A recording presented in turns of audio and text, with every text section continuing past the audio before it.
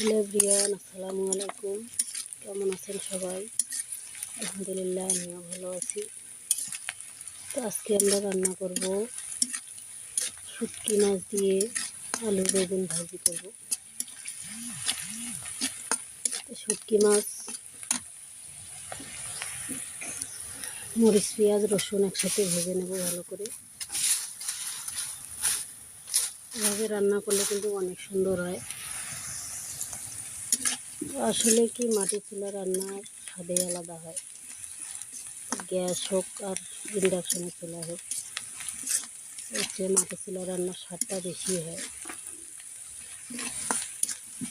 মরিচ পেঁয়াজ ভাজা হয়ে গেছে,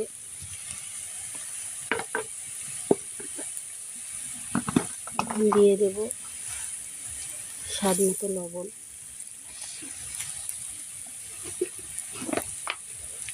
হলুদ গুঁড়ো দিয়ে দেব পরিমাণ মতো,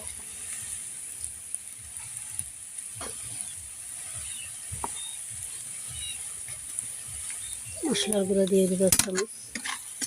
আর একটু ভালো করে ভেজে নেব।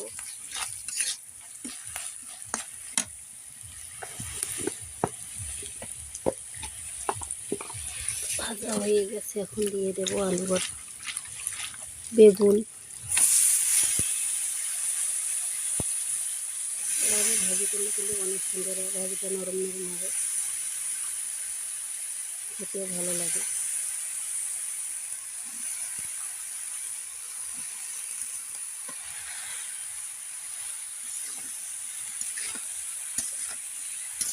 ভালো করে নেড়ে দেবো।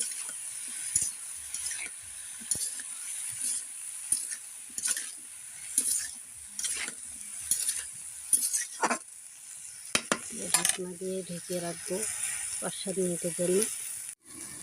ফিরে এলাম 7 মিনিট পর, দেখি পানিটা শুকিয়ে গেছে। একটু ভালো করে দিয়ে দেবো।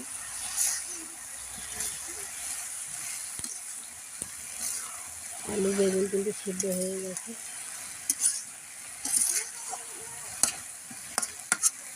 একটু ভালো করে ভেজে নেব।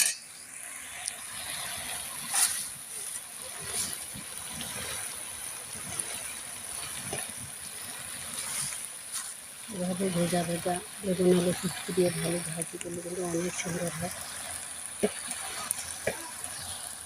ভালোই লাগে খেতে।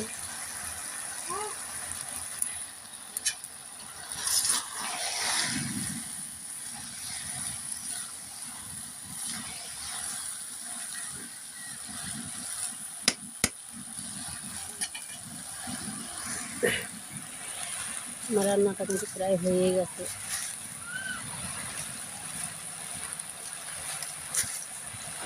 নামিয়ে নেবো এখন আমি।